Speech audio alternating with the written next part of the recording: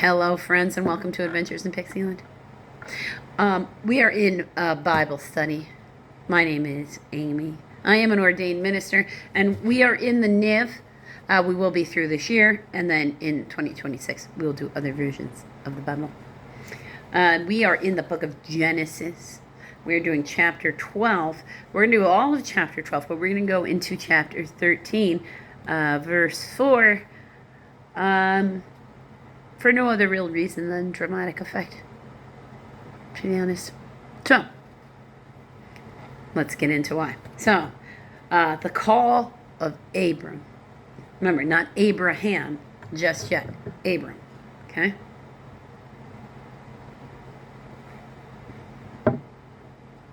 Chapter 12, verse 1. The Lord said to Abram, "Leave your country, your people, and your father's household, and go to the land I will show you. I will make you into a great nation, and I will bless you, and I will make your name great, and I will make you, and you will be a blessing. I will bless those who bless you, and whoever curses you, I will curse. All the people of the earth will be blessed through you." It's a pretty big promise. I mean, and firstly, all this was just giving you who the biology was. It's not a whole bunch of stories of them all talking to his ancestors. So I wonder what that was like for him. Or was it commonplace? So he just expected it to happen. Could you imagine how we would be these days if suddenly, because you'd go to a doctor and you'd get some medicine. And I'm not saying you shouldn't, because you should definitely go. If you hear voices, you definitely should go get it checked out medically. Make sure you're of sound mind.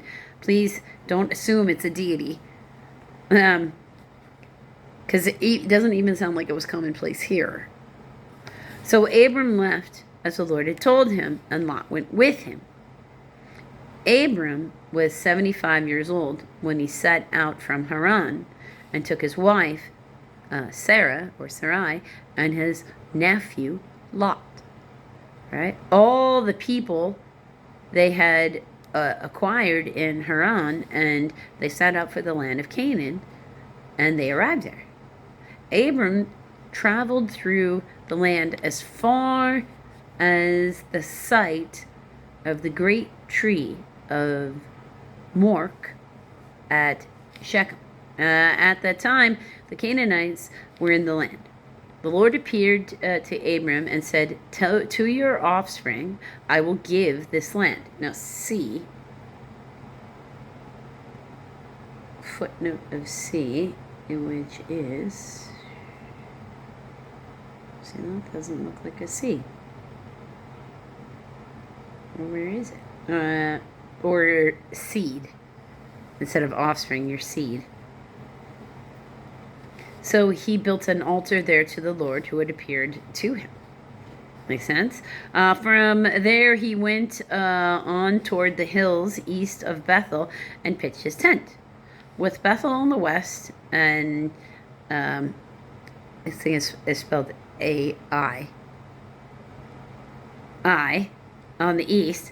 There he built an altar to the Lord, and called on the name of the Lord. When Abram set out, he continued toward Negev. So, he's stopping, building an altar. So nothing fancy. He's building this out of whatever he finds, because I doubt he's dragging heavy objects with him across with this people. Here, Lord? No, not here. But which direction? Keep going east. Whatever it is. Abram in Egypt.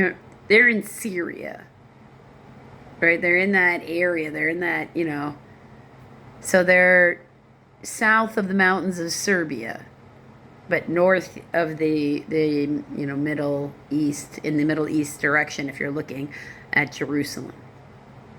Yeah. So he keeps heading out toward the Negev, which is that way. He's heading. Abram in Egypt, to the country. Now there was a famine in the land, and Abram went down to Egypt to live there for a while because the famine was severe. As he was about to enter Egypt, he said to his wife Sarah, "I know what a beautiful woman you are. When the Egyptians see you, they will say, 'This is his wife.' Then they will kill me, but let you live.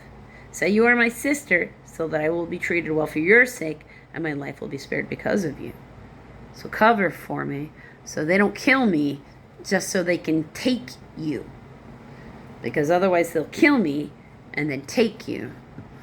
Because that's how they treated women in those days. They were like, objects.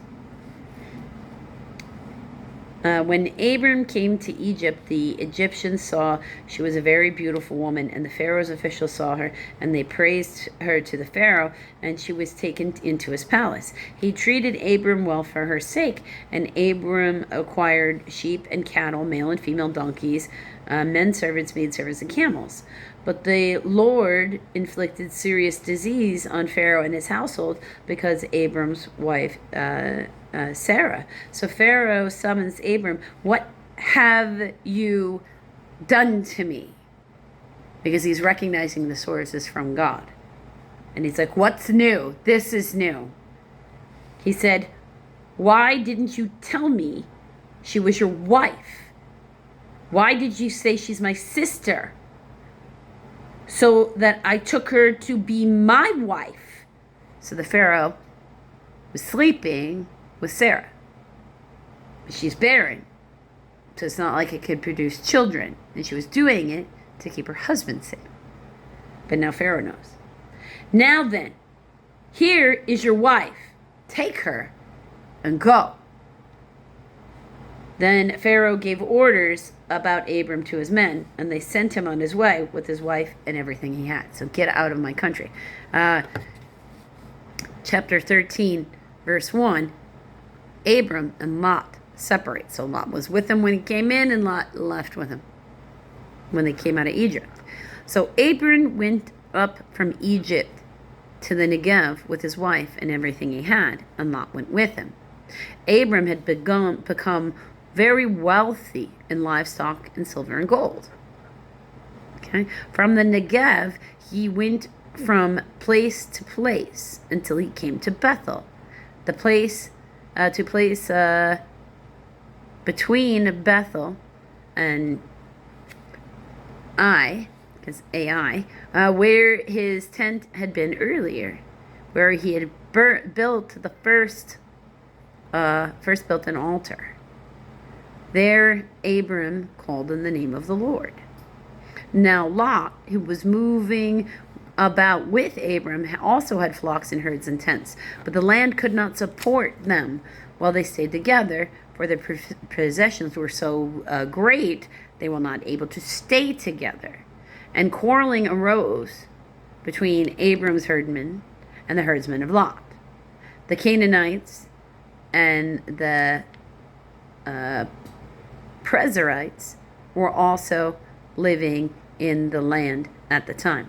So I correct myself, that is to verse 7 instead of verse 4. So we will stop there. There is quarreling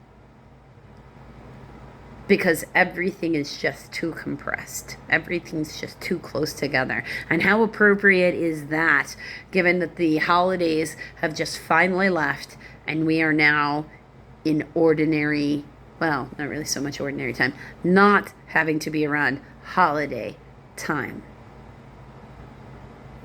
Not having to be around these people who are disruptive to our patterns, and not having extra things we have to do on top of our already too busy schedules. So let's call in the blessing of getting back to our healthy patterns, or creating new healthy patterns, because the crush of the holiday season showed you just what it was in your life that really had to go.